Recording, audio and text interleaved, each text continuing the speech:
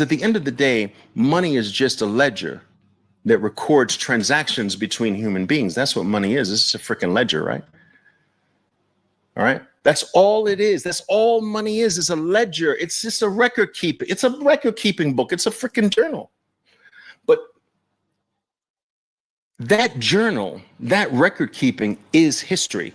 Now, history has been manipulated, controlled, altered, falsified throughout all of human existence. History has largely been false. It has been written by the victor, by the powers that be, by the elite to indoctrinate the masses. History has never really been true until now. So now Bitcoin is here to record transactions between human beings that are immutable, irrefutable, that are true. And for the first time, we're going to have history that's real.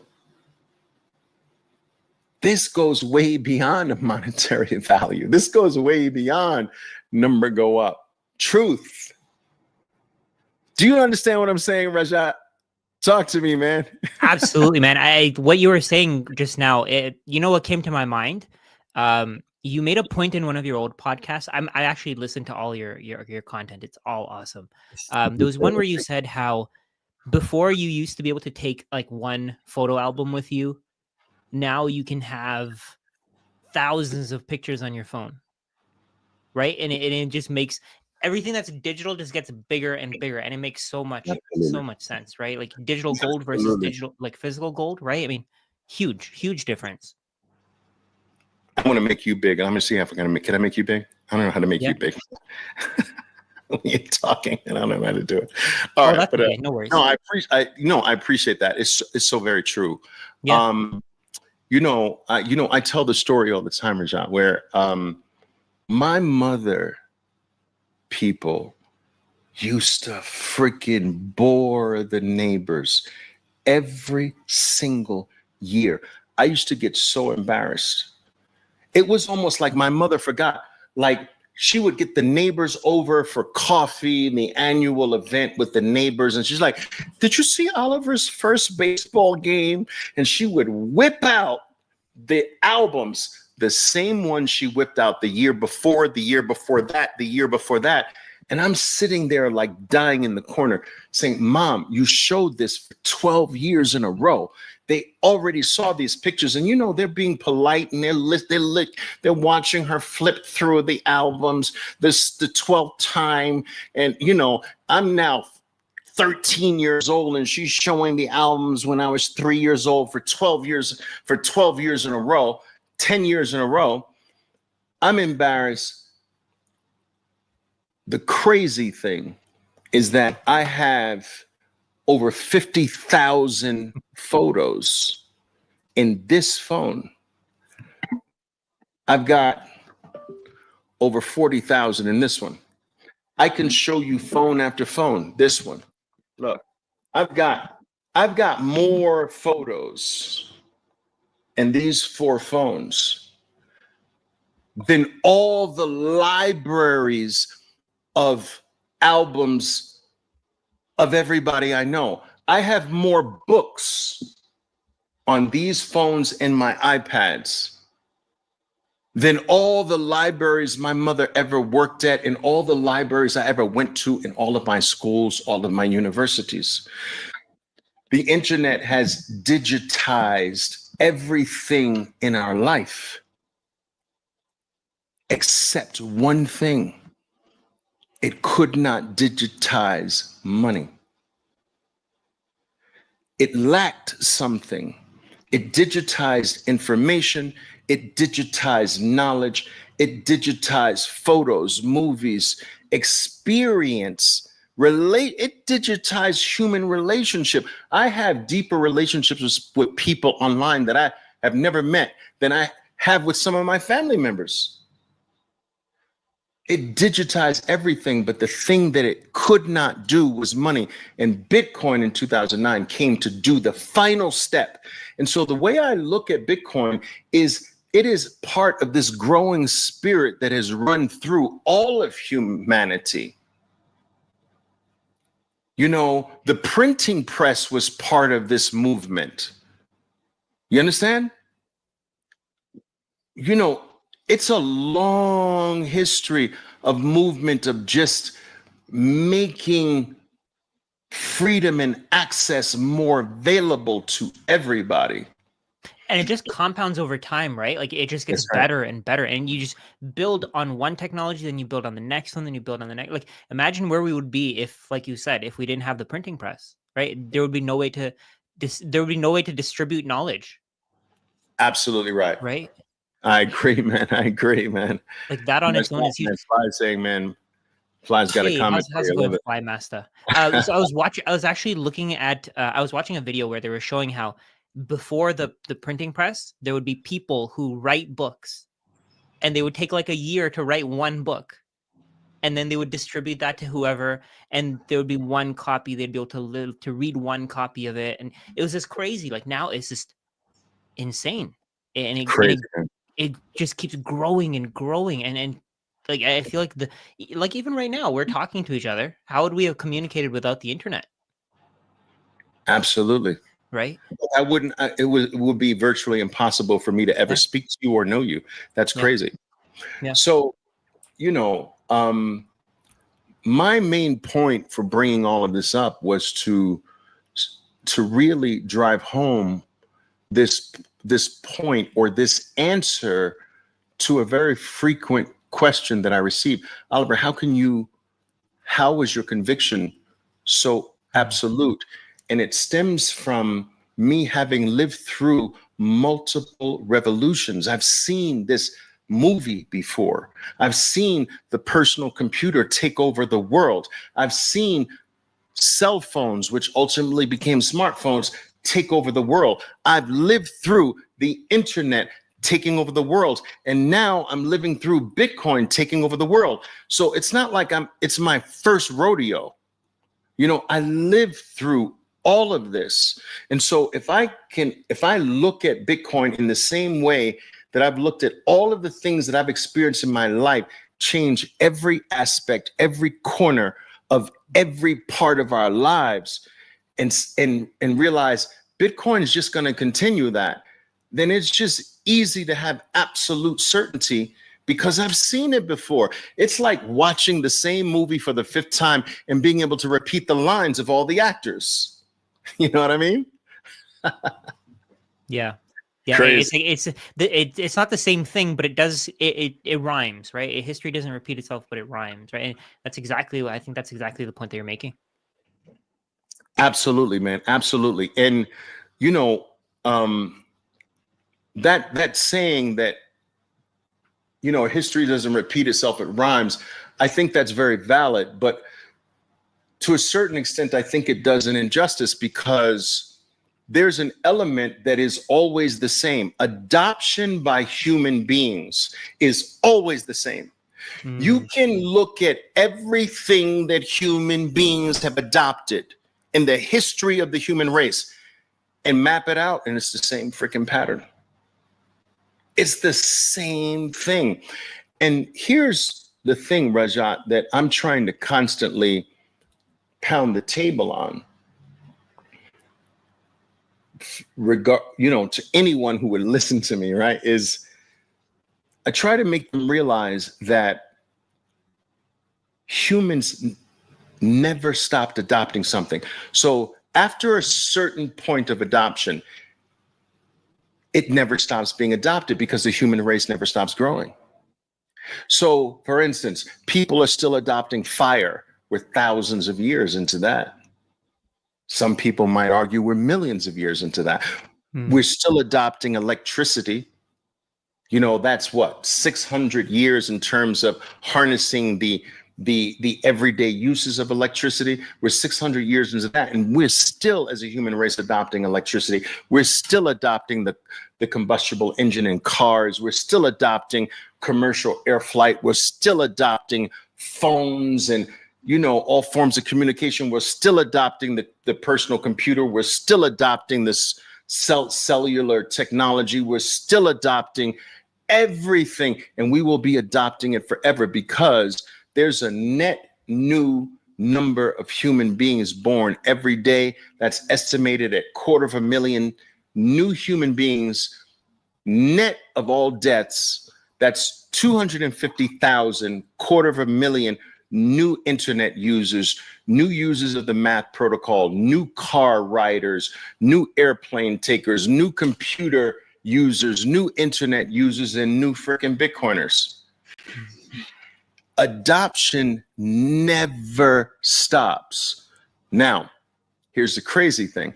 If adoption, and let's replace the word adoption with demand, if adoption/demand never stops, but the supply is inelastic, what's that the recipe for eternity, forever?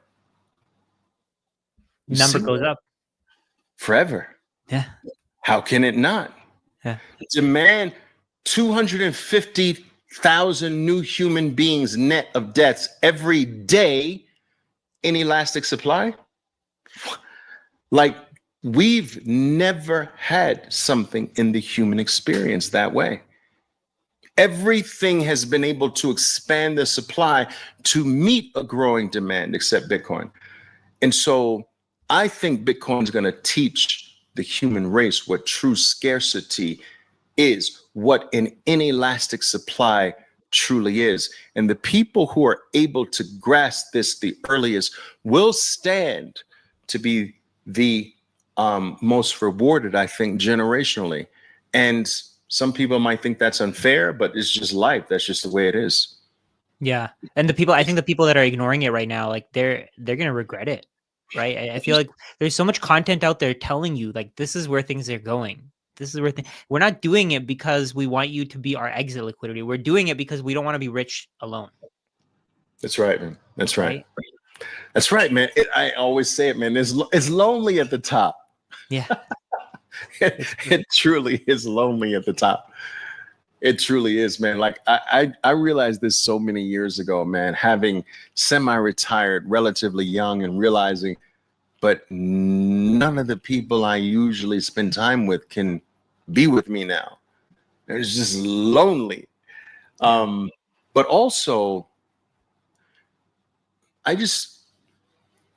don't know. I'm not wired that way. I'm not wired where I can't share something. I realized a long time ago, Rajat, that knowledge is one of the few things in life that you can give and you don't lose. So if I have $100 and I give you $50 of it, I actually lose $50 in a way.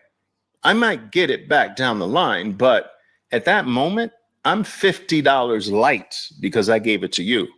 Yeah. If I share a piece of knowledge with you, I haven't lost my knowledge. If I share half of my knowledge with you, I haven't lost half of my knowledge because I gave it to you. And so why not? Yeah.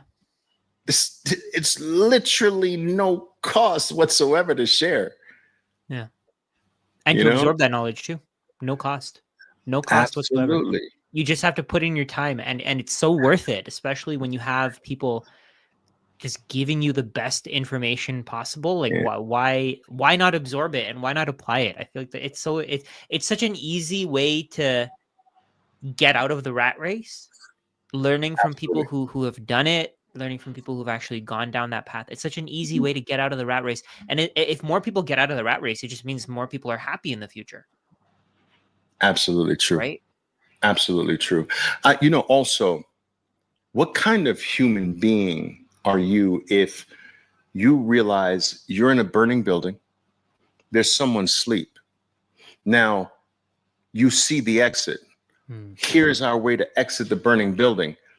And this dude's asleep. You're not going to try to wake him up first. Yeah. Just try to.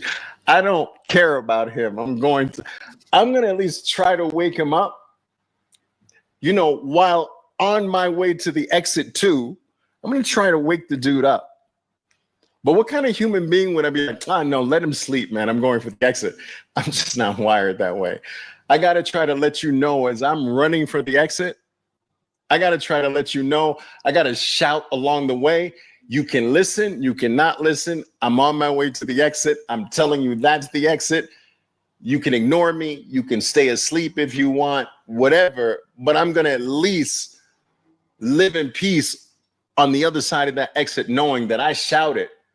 I tried to yell at you. I tried to shake you violently. You know, and, you know, I always make this joke about it, Rajat, where it's, you know, a lot of people say, well, Oliver, you know, why are you so toxic? Why are you, you know, so adamant? Why do you deal with us so rough? And I'm like, look, dude, your house is on fire. So look, we don't have time. You don't have time for me to sing lullabies to you and be nice and like, okay, so listen, I'm gonna sing very lightly to you and hope you wake up from your stupor very lightly. No, I'm gonna be like, wake the fuck up. I'm gonna shake you as violently as I can. You're gonna say, well, wait a minute, Oliver, I need my sneakers. I'm gonna say, forget your sneakers. There's the exit sign. Let's go. And that's the attitude I take now. We don't have time. Our time is limited. And a lot of people don't get when I say we don't have time. Well, Oliver, you'll always be able to buy Bitcoin. That I don't believe is true. But even if that were true, your time is limited at this price. Like, what is your $100 DCA going to do at 800,000? Yeah. I mean, it does a little bit more now. You understand? So time is limited. This asset's disappearing. The elites coming into it will not let it go. And ultimately, I believe you will not be able to buy it for paper money. I believe that is happening in our lifetime, where we will not be able to buy Bitcoin. We'll be able to trade for it. We'll be able to trade value and services for it, but no one's going to accept in the future government money for Bitcoin. I believe that's in our lifetime. What do you think about that? You think that's going too far? I actually completely agree with you. I think we're those crazy people who actually think that the fiat currency world won't. I don't think fiat, the way that it is today, can survive with Bitcoin. Right? Because at a point, why would anybody want fiat currency? Why would anybody want pieces of paper in exchange for their resources and their time and all the things that they can't recreate, that they can't produce more of, right? And I think back to your point where you were saying $100 DCA, people think, oh, $100 isn't going to do anything. It's nothing. It's not relevant. But that $100 is huge. Like it's gonna add up so quick. It's just people aren't seeing it. Like they don't see the value of accumulating over time. And I think that's the problem. And I think that's what you're doing so well with, right? You're telling people, hey, this is what you need to do. Buy as much as you can, even if you can buy $5 worth. Just do it. Actually, a couple of days ago, I bought $2 worth of Bitcoin because that's all the extra cash that I had. Right. Yes. And whatever, that's what I bought. I bought something like 2,500 Satoshis. Why not? Of course. You know, like UJ5K is saying, maybe if the US hyperinflates for Bitcoin. Not necessarily. I just think that we're in an era, some might refer to this as the fourth turning, but we're in an era where I think that larger percentages of people are going to wake up to the fact that what I am forced to work for is a melting ice cube. The longer I hold it, the longer it loses value. So I have to actually switch it to something else that doesn't melt. That's Bitcoin. Now, there are certain services right now that I will only accept Bitcoin for, that I offer. I'm not taking dollars for it. I'm not taking Argentinian pesos. I'm not taking Japanese yen. I'm taking Bitcoin. And I know that the Bitcoin that I'm taking 4 years from now is guaranteed mathematically to be higher than the price that I'm taking it for. So to me, that's an extra win. I'm not the only one realizing that if I take Bitcoin, even at a discount for a service that I offer today, that 4 years from now, it is quite nicely more valuable than the value that I'm taking it for today. As more and more people realize that, they're going to refuse to take dollars instead of Bitcoin. So someone's going to ask you to take you to the airport as a favor, and I'm going to give you like $70 to take me to the airport. My Uber is not going to make it here on time. Can you do it for me? I'll pay you $70. And you'll be like, yeah, if you give me Bitcoin, I'll do it. I'm not doing it for dollars, but if you can give me Bitcoin, here's my wallet. I'll do it. And you know that Bitcoin you're going to accept for that Uber ride, that ride for your neighbor to the airport for $70, that's going to be exponentially more 4 years from now. Like, the more people realize this, they're going to stop accepting the weak instead of the strong. The dollar doesn't even have to hyperinflate for that to happen. I'm doing it. I'm not the only person on planet Earth doing that.